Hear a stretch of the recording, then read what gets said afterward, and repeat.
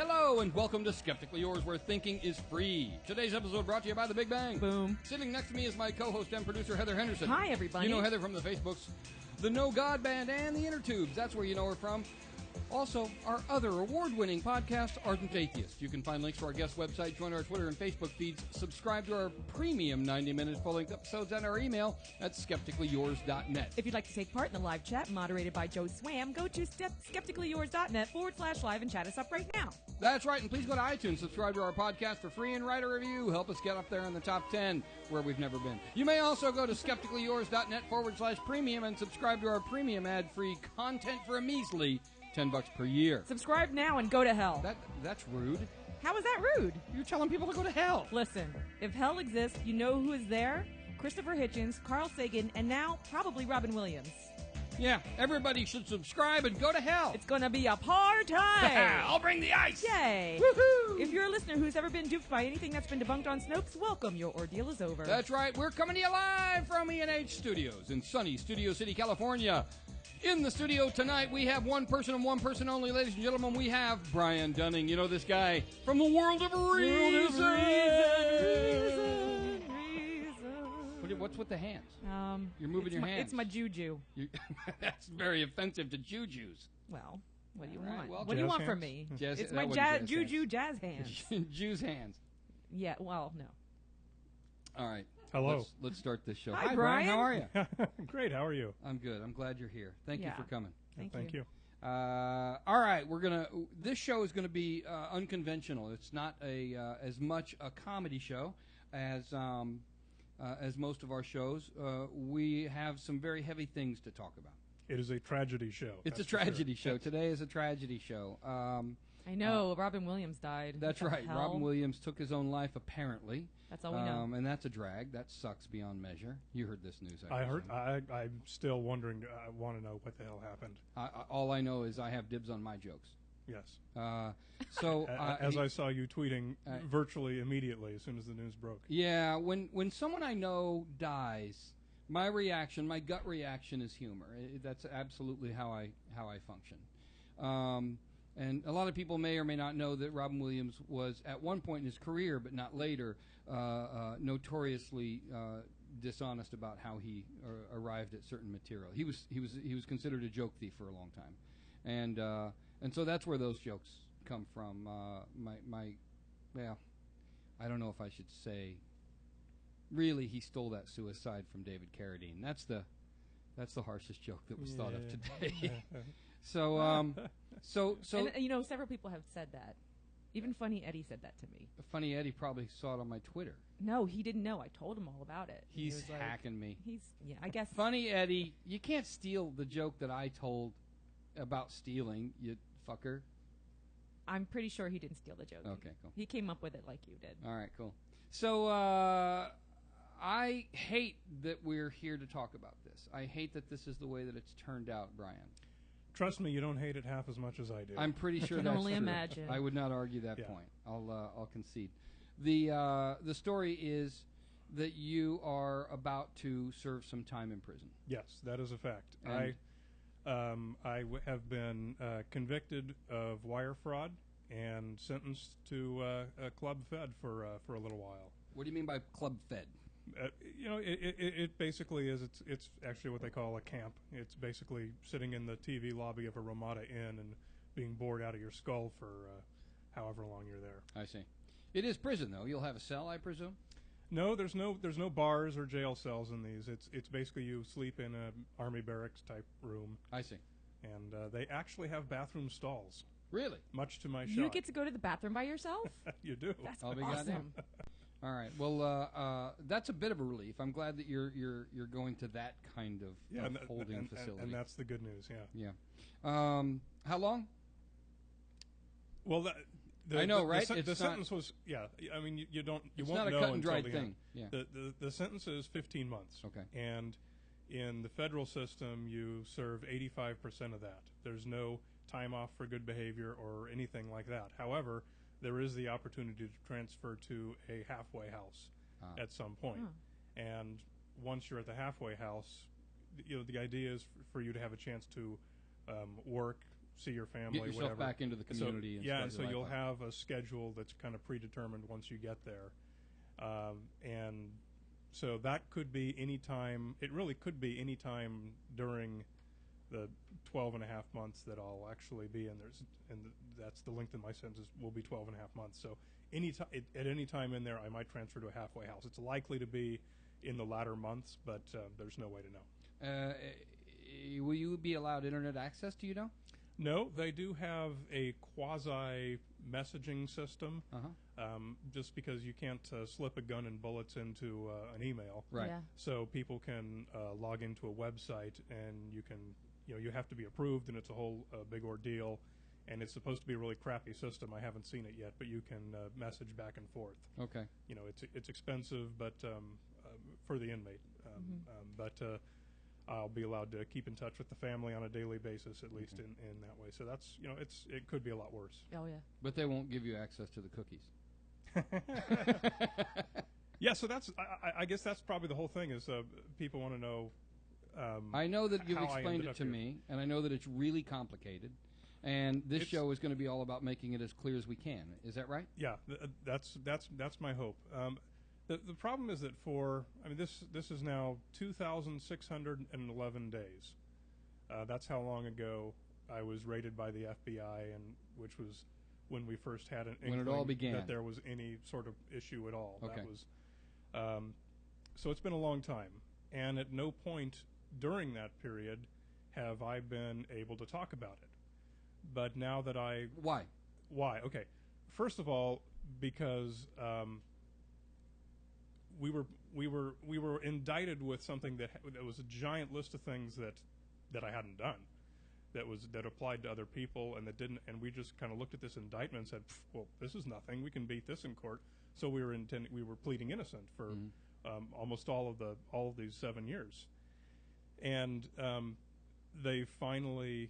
And during when you're going to plead innocent, you can't say anything about your side because you can't tip off the prosecution what your arguments are going to be. Right. So basically, mum is the word.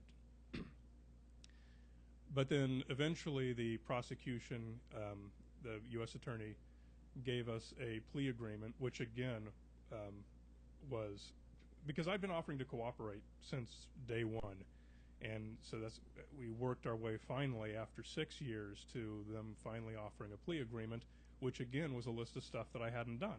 Mm-hmm. And I said, I can't plead guilty to this. Right. Give me something that I can plead guilty to.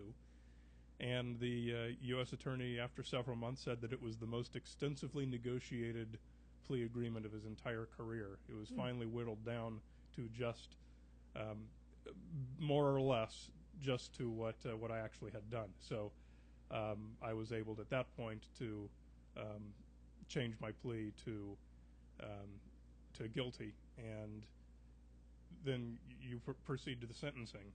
And prior to the sentencing, And you pled guilty to that because that was an accurate representation of what you had done wrong. it was close enough. Okay. It was close enough. The thing is that if you Was it illegal lane change? Is that what it was? Did they get it down to that? well, Illegal lane change? Illegal Have you ever heard of that? lane change.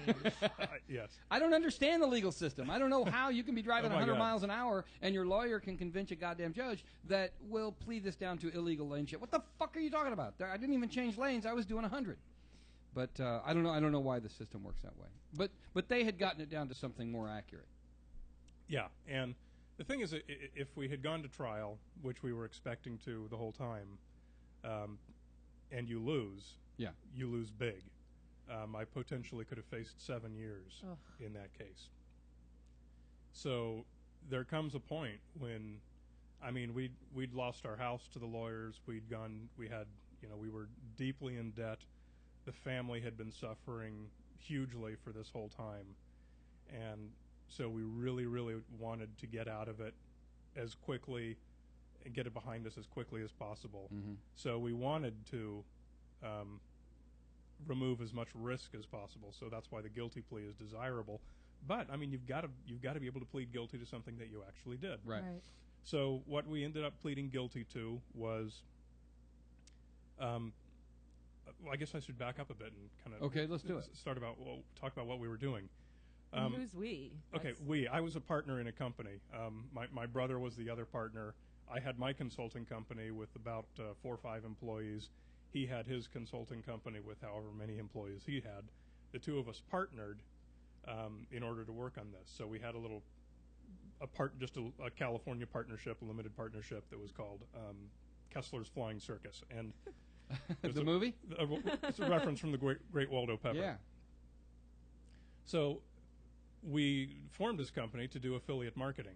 Okay. He'd been trying to talk me into it for years. I always thought it was a stupid fly-by-night thing and, not a real business. And like a get-rich-quick kind of thing, yeah. But I knew another guy who was literally making millions of dollars doing this. He'd been trying to talk me into it as well. And so finally I said, okay, we'll give it a shot. And by chance, I had a friend who worked briefly at this company called Commission Junction in Santa Barbara. And what they do is they run affiliate marketing programs for companies. And he said that as an employee, he had access to better reports than affiliates like us could get. For example, he could find us which advertisers, which companies had the least amount of competition and would pay the best commissions and stuff. And so we worked out a deal with him. We'll give you 10% if you give us the great reporting.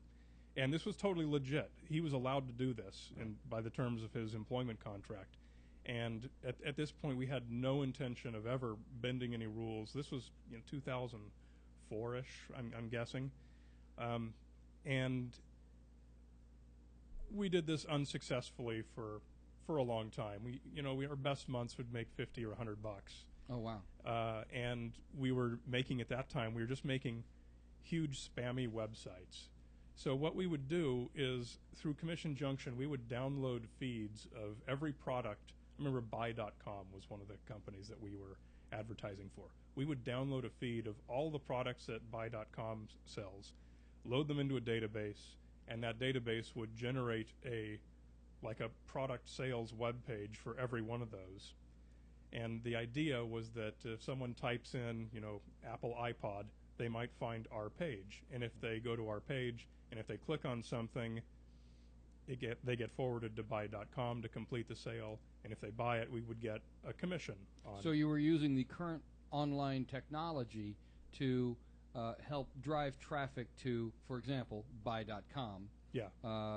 When someone would do a search, for example. Yes. Okay, got it. And the problem with this was that Google was wise. I mean, Google does their job very well, and part of what they try and do is eliminate web spam. Crappy websites like ours that added no value to the internet and just spammed it up with redundant pages. Okay. Now, there's nothing illegal about this. It's just a crappy, lame, spammy thing to do. Mm-hmm. And every time Google would change their algorithm, we'd lose all of our placement, and we'd get knocked all the way back down to square one. Okay. So it's a chess game between Google and other browser It's systems. an arms race. There's a constant arms race, yes. and it still exists Yeah. between people doing affiliate marketing and Google, Okay. who's trying to filter out useless pages from the internet, rightfully so.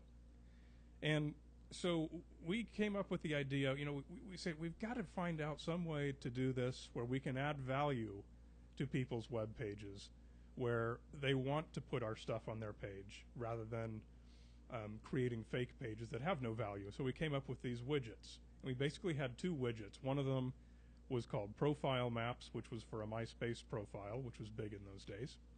MySpace? What is this MySpace?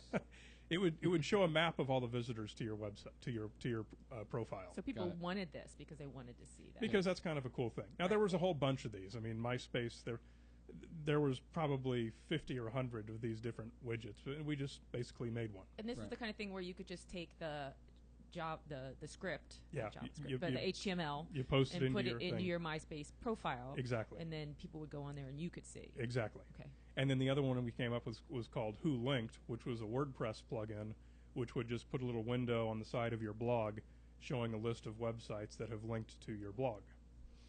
And so, they were actually reasonably you useful. were offering tools. a service. Yeah. And on these widgets, by then we were starting to market for eBay. So we would have a little ad for eBay would be on the face of these widgets. And so this was working great, and really what took off the most was MySpace. The tool ended up just going super viral, and with all the traffic, a few rap stars would put it onto their page, and then 10 million kids would see it and put it onto their pages. And we were literally serving tens of millions of eBay ads a day. I see. And it was going like gangbusters for probably 6 or 8 months, and then all of a sudden the FBI came in. So, I'm wondering, well, what's the problem here? Because I'd never had any sort of issue with eBay. I talked to them all the time. They never expressed any displeasure with what we were doing. And it turned out that the FBI was concerned about something that was really quite fundamental to what basically all the top affiliates were doing, and that's what the government is terming cookie stuffing. Okay. So this was not a term that we'd ever heard at the time. It was called forcing clicks or inflating traffic. Right. Commission Junction did not permit this, but eBay, I should avoid making any factual claims, but in my assessment, eBay strongly encouraged it. I have a web page up called briandunning.com/fix, where I have a list of ideas for how eBay can fix their affiliate marketing program. But can you play that? We will. We will play that when we come back from the break, because Okay. right now it's time for a quick break. You're listening to Skeptically Yours on skepticallyyours.net and available at the iTunes Store. More after this unavoidable irritation. Good news, everyone. That's right, very good news indeed. We have a premium ad-free service. We do the show for 90 minutes, and you'll be able to listen to the live show and or download the first hour free from iTunes. The premium service will allow you to subscribe to the full 90-minute ad-free show. It's only $10 a year. If you want to support us and you can afford it, please go to skepticallyyours.net/premium and subscribe. Robin Williams studied theater at Juilliard, where his roommate was Christopher Reeves. That sounds super funny. Yeah, it's not really. It's kind of Foundation Beyond Belief is a community of compassionate humanists and atheists supporting outstanding charities worldwide. Members sign up for automatic donations starting at $5 a month, then distribute those funds however they wish among the featured charities. To date, this unique humanist organization has raised over $750,000 to make this world a better, more humane place. We don't look to the skies for a better world. Foundation Beyond Belief is humanity at work. Learn more or join us at foundationbeyondbelief.org. Hi, I'm David Diskin, and I wanted to tell you about Camp Quest West. We're a secular summer camp for non-religious families, and our week-long program for kids runs this summer in locations in California and over a dozen others throughout the U.S. At Camp Quest, we give kids the traditional camp experience like archery, swimming, arts and crafts, and campfire songs, but we add science, skepticism, humanism, and critical thinking. There's a few spots left for parents who want to register their kids, but we're also asking for your help. We turn every donation into camperships for families that can't afford to send their children to camp. We're 100% volunteer-based, a tax-exempt 501c3, and our amazing financial aid program is supported by the free thought and skeptic community by people like you. I want to see how much Emery and Heather's fans can raise for Camp Quest West. Visit tinyurl.com/ardentcampquest. or look for the link on their Facebook page. You can learn more about our California camps and the others throughout the U.S. by visiting campquest.org. Did you see that UFO sighting that made the news? What did that latest study about alternative treatments really say? Is this photo making the rounds real or a hoax? Doubtful News is a unique website featuring news about pseudoscience, the paranormal, anomalies, and questionable claims framed with a skeptical view. Come visit doubtfulnews.com every day for news about cryptozoology, conspiracies, shams, scams, and more. Follow us on Twitter at Doubtful News. Critical thinking is essential in assessing today's news. Doubtful News helps you decide, can you really believe this stuff?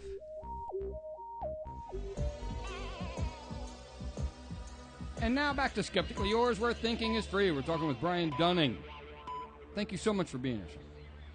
Indeed. So, yeah, we're going to pull up this page, and I've got this movie queued up. So, you want to set this up? You want me to run it and then talk about it? Let me set it up for just for a second. So, during the time when we were preparing for trial, I was going to make a whole set of videos intended to explain to the jury exactly what all of these evil-sounding terms like cookie stuffing meant. So this was Sounds sexy to me.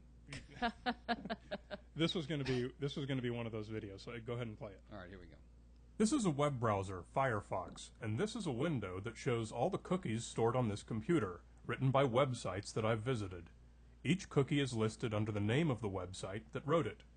Now I'm going to erase all the cookies.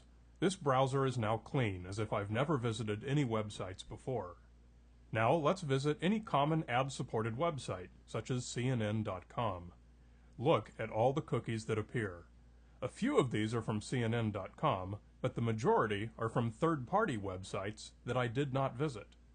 These were created by ads embedded on the web page, each of which made my browser call some other website to retrieve the ad, allowing those sites to write cookies to my computer.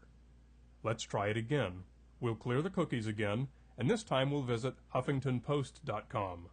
Again, a huge list of cookies from other sites that I did not visit. In engineering terms, these are called third-party cookies, and you can see that they're a ubiquitous part of the Internet's infrastructure. If they're used for malicious purposes, they can be called cookie stuffing. Third-party cookies and cookie stuffing are simply two different terms for the exact same thing, differing only by whether they're intended benignly or fraudulently. Okay, let's talk about the difference between benign and fraudulent. Yeah, and that's where the whole key of this is. Now, according to the terms and conditions, you're not allowed to do this with your eBay ads. Your eBay ad is supposed to be basically a static ad, and only if somebody clicks on it and actually visits the eBay website, then eBay will write whatever cookies they decide to write. So it's only got to be like a picture and a link to eBay. A picture and a link, yeah. Okay. But what was common and what we were doing was actually embedding eBay's URL along with the ad, so eBay's cookie would show up just exactly like the list of cookies you just saw on those other websites.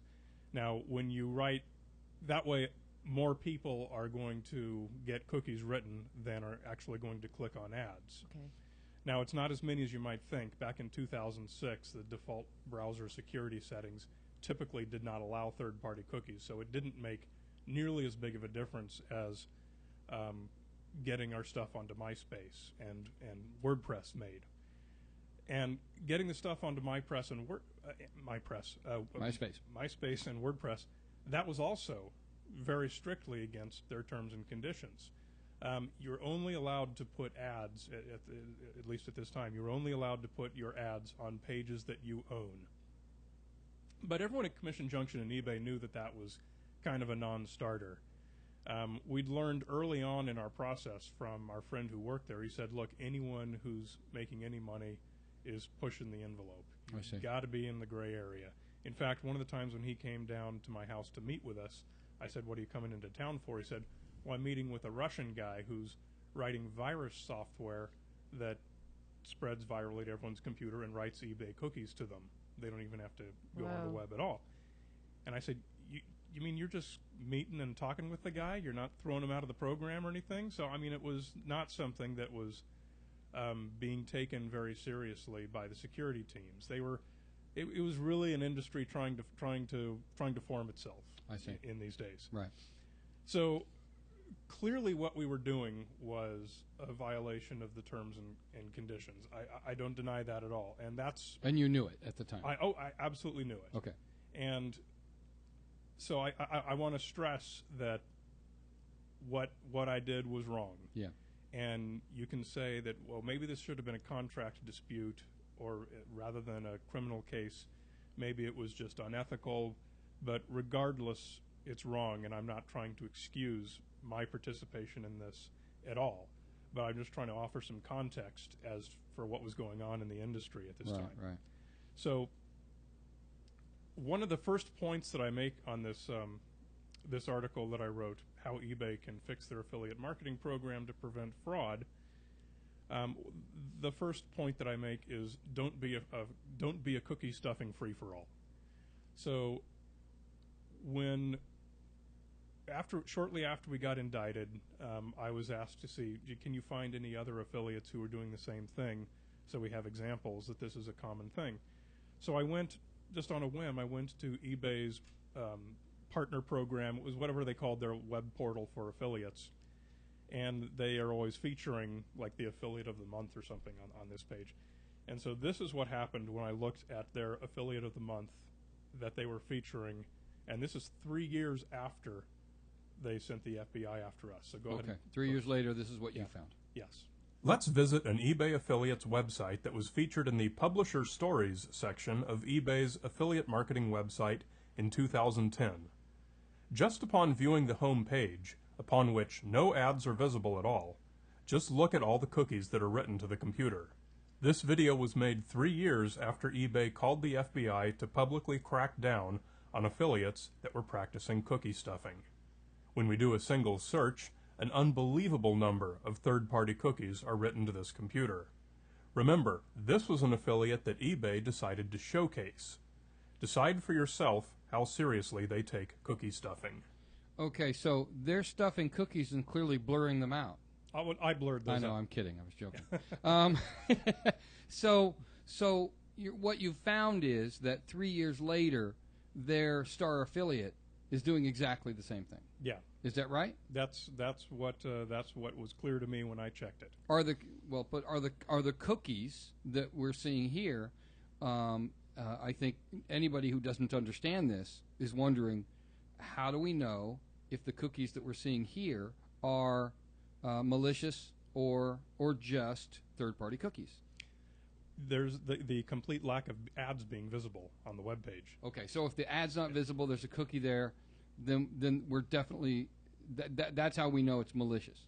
Well, is that the right word? Is that what we called it earlier? Or what we call it? Malicious versus benign.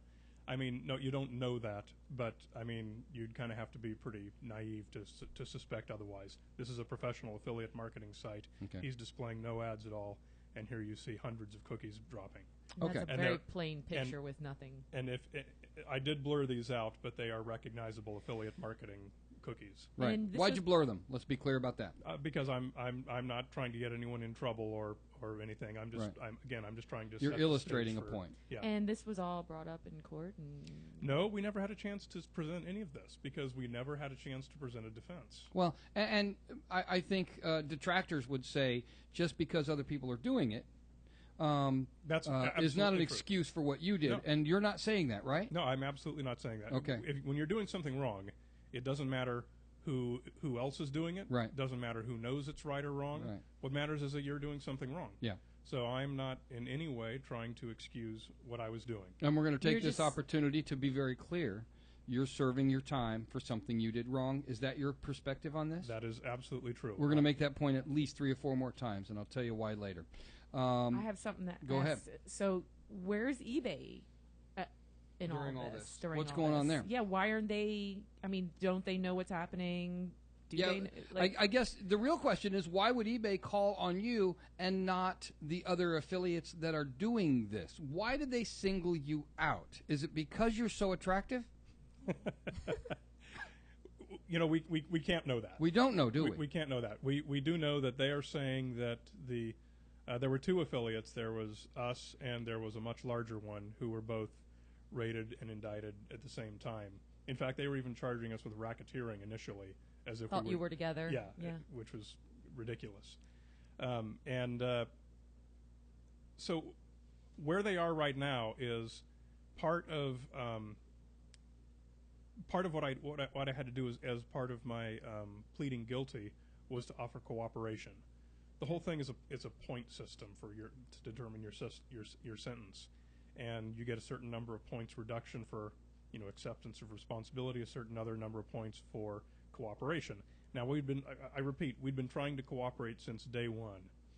On June 18th, 2007, when they raided us, I was in a lawyer's office that same day, and we wrote a 7-page letter to the U.S. attorney offering to cooperate. And that was 7 years ago, more than 7 years ago. Right. And we went through a total of 4 U.S. attorneys. Just because this case was on the back burner for so long, U.S. attorneys would come and go. We made these same offers of cooperation to every single one of them, and they always said, We're not ready to discuss your case. Haven't looked into it yet. Not ready to talk about it. Not ready to talk about cooperation. But I finally got a chance to go in and offer my cooperation, and that we did this January. So I went up to San Jose, and I met with eBay and the FBI and a bunch of lawyers and the U.S. Attorney. And this basically, this list that I'm giving you here today is what I gave them for how I felt that they could protect themselves from people trying to do the same thing that I was doing. Okay. So that's where they are now. You're like the guy that can pick open doors and has robbed people all his life and then finally turns good and says, I'm going to show you how to keep people from picking the door. Evidently, that's the case, yes. Okay, gotcha. I just wanted to let you know that people on the chat wall are all making dirty cookie jokes. Yeah. Yeah, because I haven't heard any of those in the last 7 years. Well, I do believe that cookie stuffing free-for-all should absolutely be a porn site. That's all I'm saying. All right, we'll be right back after this. You're listening to Skeptically Yours on skepticallyyours.net and available at the iTunes Store. More after this insufferable disruption. Have you heard of our other award-winning podcast, Ardent Atheist? Well, you have now. Go check it out. www.ardentatheist.com. Prior to casting Denzel Washington in the lead role of Joe Miller in Philadelphia, Robin Williams was considered for the part. They wanted him to play in blackface? No, honey, no. Foundation Beyond Belief is a community of compassionate humanists and atheists supporting outstanding charities worldwide. Members sign up for automatic donations starting at $5 a month, then distribute those funds however they wish among the featured charities. To date, this unique humanist organization has raised over $750,000 to make this world a better, more humane place. We don't look to the skies for a better world. Foundation Beyond Belief is humanity at work. Learn more or join us at foundationbeyondbelief.org. Hi, I'm David Diskin, and I wanted to tell you about Camp Quest West. We're a secular summer camp for non-religious families, and our week-long program for kids runs this summer in locations in California and over a dozen others throughout the U.S. At Camp Quest, we give kids the traditional camp experience like archery, swimming, arts and crafts, and campfire songs, but we add science, skepticism, humanism, and critical thinking. There's a few spots left for parents who want to register their kids, but we're also asking for your help. We turn every donation into camperships for families that can't afford to send their children to camp. We're 100% volunteer-based, a tax-exempt 501c3, and our amazing financial aid program is supported by the free thought and skeptic community by people like you. I want to see how much Emery and Heather's fans can raise for Camp Quest West. Visit tinyurl.com/ardentcampquest or look for the link on their Facebook page. You can learn more about our California camps and the others throughout the U.S. by visiting campquest.org. Did you see that UFO sighting that made the news? What did that latest study about alternative treatments really say? Is this photo making the rounds real or a hoax? Doubtful News is a unique website featuring news about pseudoscience, the paranormal, anomalies, and questionable claims framed with a skeptical view. Come visit doubtfulnews.com every day for news about cryptozoology, conspiracies, shams, scams, and more. Follow us on Twitter at Doubtful News. Critical thinking is essential in assessing today's news. Doubtful News helps you decide, can you really believe this stuff?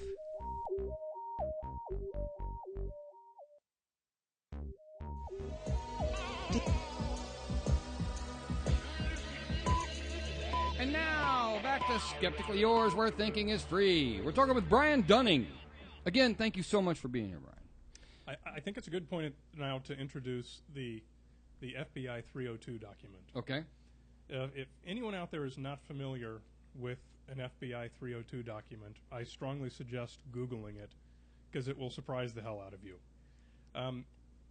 This is the official record of an FBI interview. They have a written policy that they follow where FBI interviews are never recorded or transcribed in any way. Whenever the FBI interviews you, one agent is sitting there taking handwritten notes. And my interview lasted 3 hours, 4 hours, 3.5. I think it was 3.5. All right. And she would pick up her pen maybe every 20 minutes and scribble a bunch of stuff. And so they're really selective about what they write and what they don't write. I was looking at an example the other day where the FBI asked a guy, We found on your computer that you've been looking at this bomb-making website.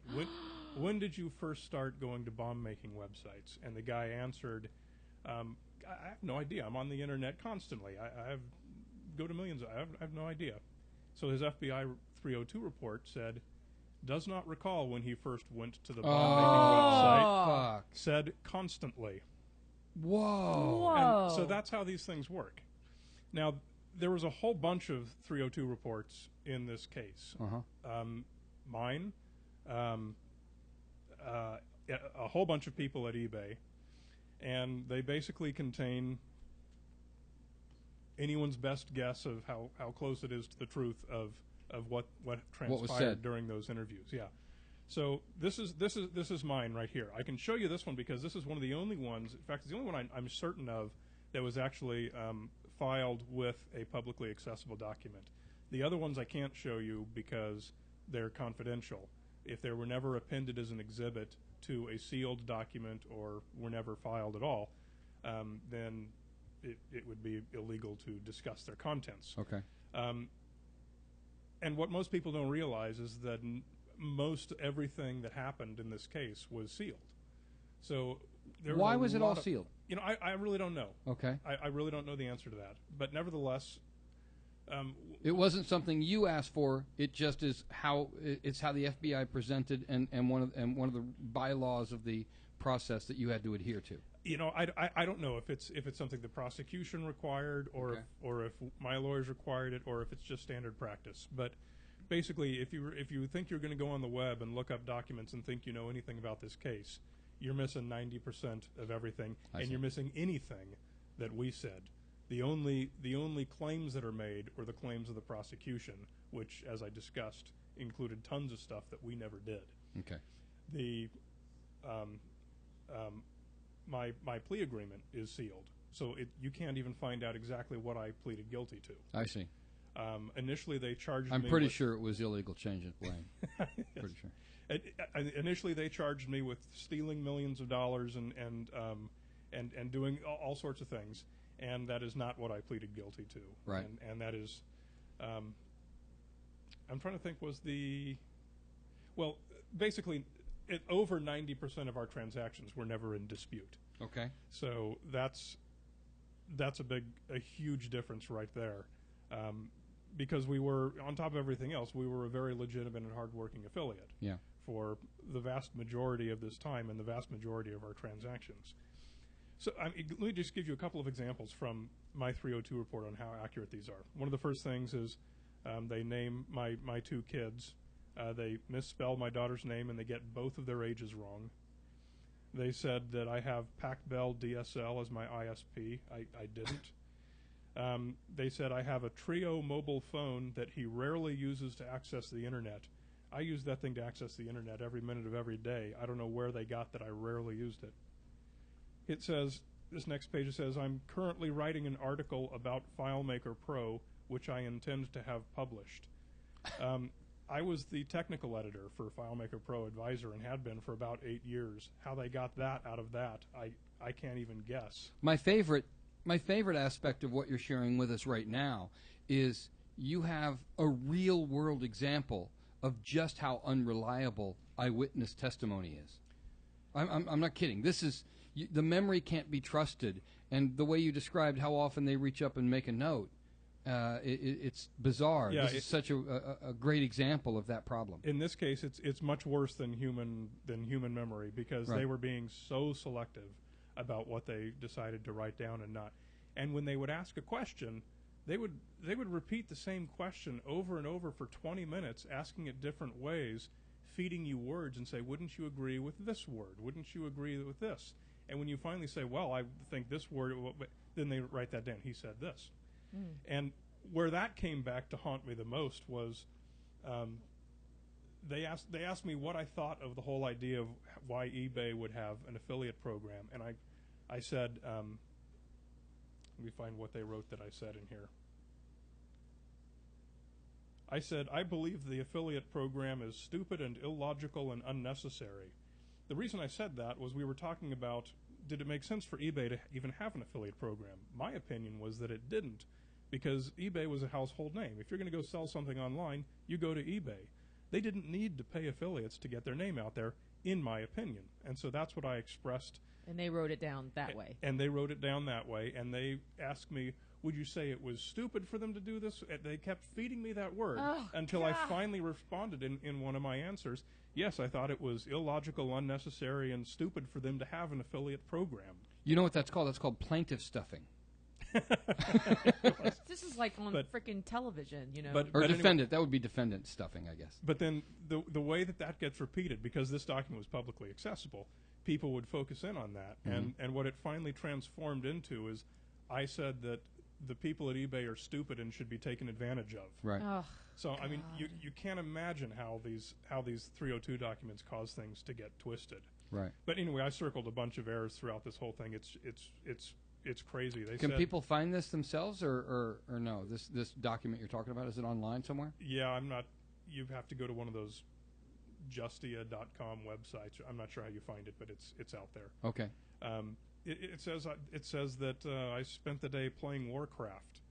I have never owned, installed, or played Warcraft in my life. And I don't have the slightest idea how this even got in here. It's like they were spent the day when playing Warcraft. It was irrelevant, but how they came up with that? You have no recollection of even Warcraft being discovered.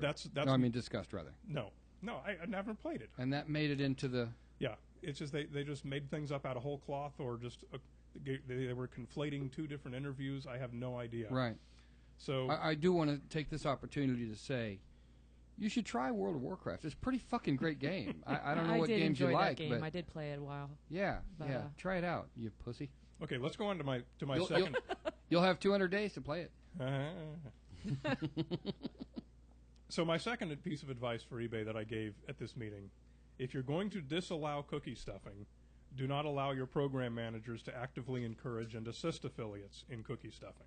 Right. And I gave examples of when our affiliate manager, who I will call Kay, when she would call me on the phone and tell me, we saw that you were doing this, you need to do it a little bit differently. I'm not sure how specific I can be here. I'll read what I wrote because this was all looked at by the lawyers. It says, our JavaScript redirect was getting warm, but we had to do it, quote, just a little bit smarter.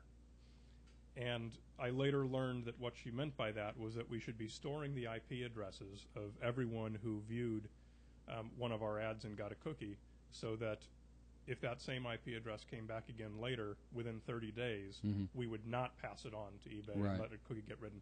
That would prevent it from being replicated by security people. They see it once, they say, oh, let's try that again, and they wouldn't be able to replicate it. Sure. So that was material advice that I was given on, I would say, 2 to 4 occasions by eBay. And this was really grim.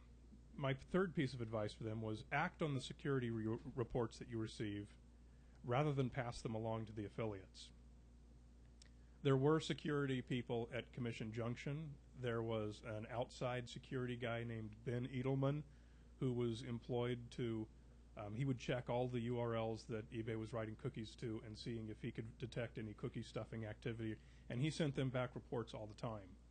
And what eBay would do with those reports was not act on them, but they would pass them along to us, to the affiliates. And I've included, if you want to go to my page, briandunning.com/fix, there's a couple of snips that I've included. And that's also where you can go find both of those videos that we played earlier. Yeah, so if you're listening just to the podcast as an audio, go to briandunning.com/fix, and you can check out those videos and see what we were playing. As far as I know, these 2 snippets were never introduced into evidence, but they came from my personal email, so I can put them on my website.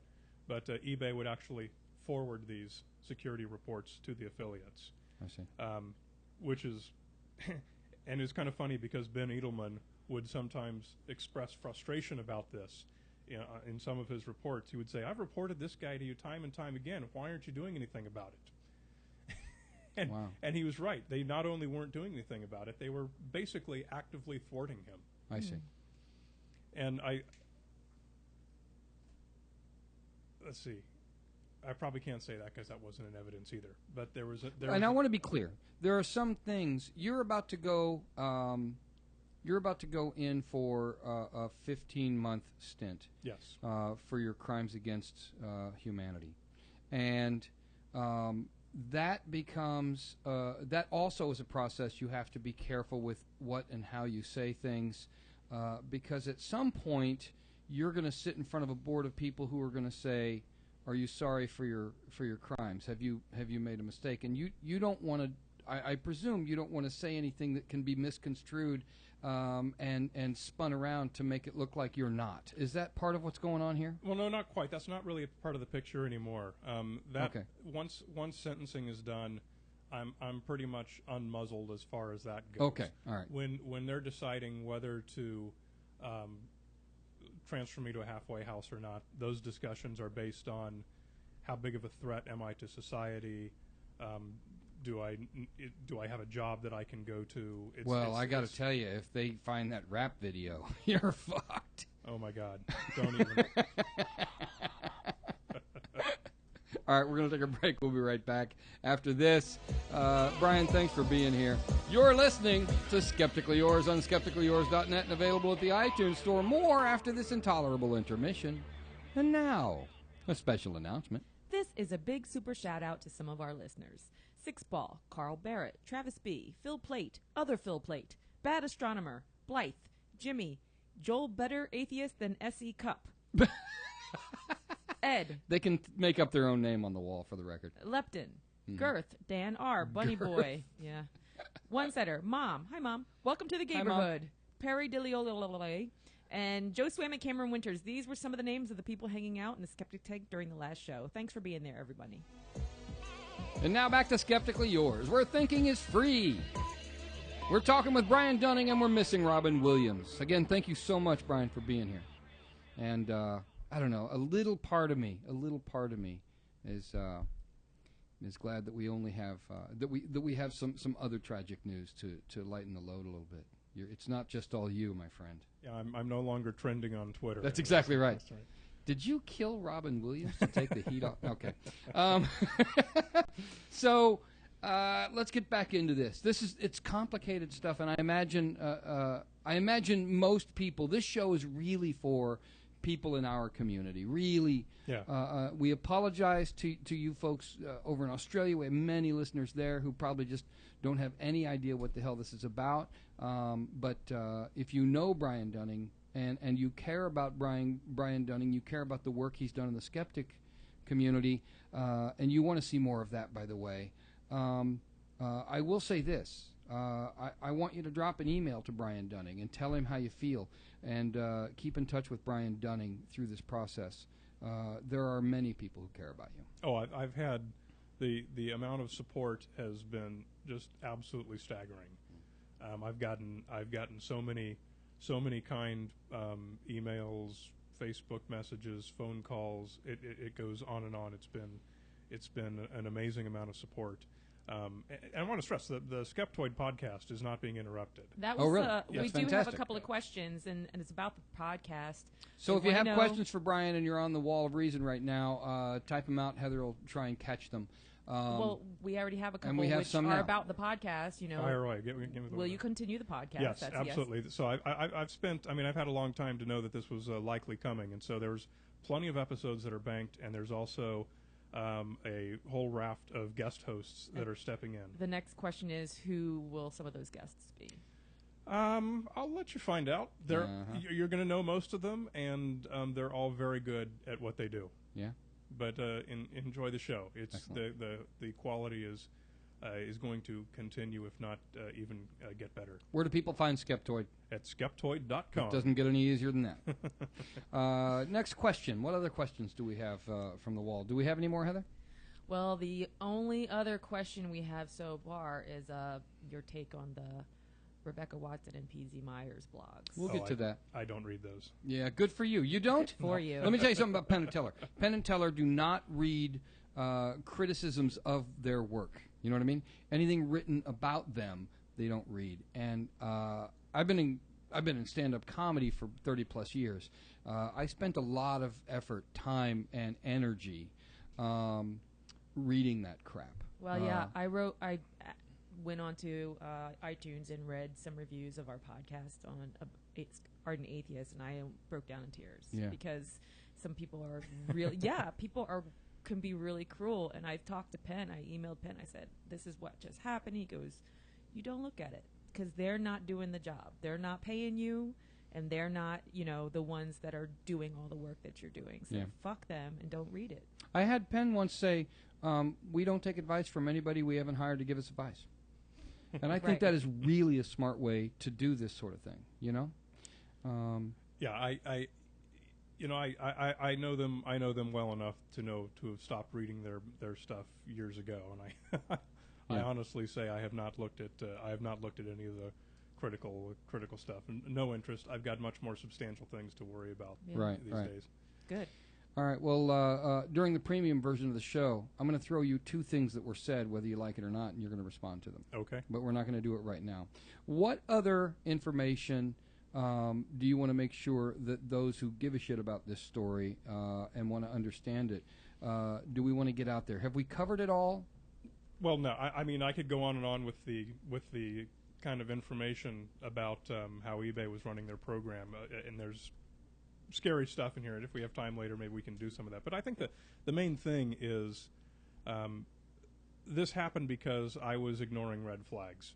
Yeah. There was red flags from the very beginning. Every time that someone said, "Well, this is against the contract, but we can interpret the contract like this, and let's do it this way," that should have been a red flag for me. Yeah. But once this stuff started going, these widgets started going viral on MySpace, and all of a sudden we were making, we had six-figure monthly checks coming into the company. It's hard not to have a little bit of cognitive dissonance going on. It's like, well, they say it's okay. They're working with us on this.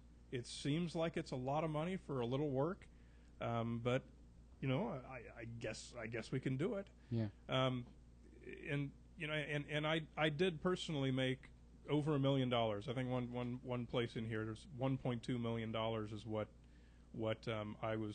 I was personally paid as my share. I mean, there's a lot of pie slices, and the company had a lot of overhead and that sort of thing. But that doesn't go very far then when you suddenly have to fight O'Melveny and Myers for 7 years. Right. So, we came out of this way behind financially. A lot of people, not a lot, a handful of people have talked about you being a millionaire, and I've been to your house, and it's a nice house. You're not a millionaire. I know millionaires, and you're not a millionaire. It's obvious to me. Well, if you remember, now this was happening. This was Skeptoid, the podcast I started in late 2006, which was right when we were making the best money. And if you go back to those early episodes, I always said Skeptoid is the only podcast that does not accept donations or contributions, whatever. And those are still in those old episodes. Right. But then probably a year after I started fighting all this lawsuits and had gone through all of our savings. That was going to be my next question. Yeah. And that was also when I was trying to decide, am I enjoying the podcasting, or do I want to go back to being a software consultant? And my wife Lisa and we talked about it a lot, and we decided this is really what I enjoy doing, so I'm going to try and make a career out of this. Right. And so we lived very, very thinly with minimal income. From podcasting, it took 3 or 4 years before I was able to make 60% of what I was earning as a software consultant. And so now I'm earning my income from being a podcaster, but it took a long time, and it was a lot of very hard, very thin years. Right. For the people who say that I must be a millionaire, I mean, they look at a business that grossed $5 million over 3 years and had employees and overhead like any other company, and to think that one of them has millions of dollars stashed in a basement, that just shows an insanely naive idea of how business works. Right. Taxes alone take away half of that. I was the second highest paid person in the company, not even the highest. but I don't. How much money, how far debt I am in personally really doesn't make any difference to anything. When people say that it's wrong for you to be asking for donations to the podcast because we think you're a millionaire or for whatever the reason is, those are two things that don't have anything to do with each other. Yeah, right. They're not connected. Skeptoid is a 501c3 public charity. It is completely self-supporting. It exists only on donations. There's half a dozen people that get paid by it to keep it going, me chief among them, of course. And my personal finances are my personal family's business. My wife works part-time as a teaching assistant, and we've got 2 kids that we're trying to send to college within the next couple of years. So it is not. I don't know who they think they're helping when people go out and blog and say that you shouldn't be supporting this charity. Yeah, because it's not about that. It's really not about trying to call attention to someone that they consider to be harming their community, although that's what they claim that they're doing. That's the claim. What is their community? Yeah, well, the skeptical community. I haven't seen any blogs on skeptical websites. I've seen stuff on Free Thought blogs or SkepCheck. Yeah. That's outside of my audience. Right. Okay. The before we finish up the free version of the show, I want to make sure that I say that the reason I wanted to do this show, there were 2 reasons I wanted to do this show. One is to let you know that Heather and I care about you as an individual, as a person, and as a member of our community, the skeptical community. We love the work that you do, and we're very much behind the work that you do, and we're there anytime you want us to get either in front of or behind a camera to help you do the work that you do. Thank you very much. So you have our support.